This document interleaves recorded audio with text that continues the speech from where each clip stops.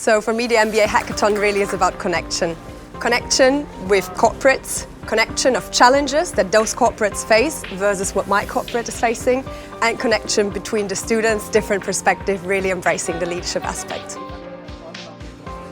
I would say that the biggest advantage of working with a corporate in the classroom is that you get to understand what their day-to-day operations are really like, and you really understand how important relationship building is in business.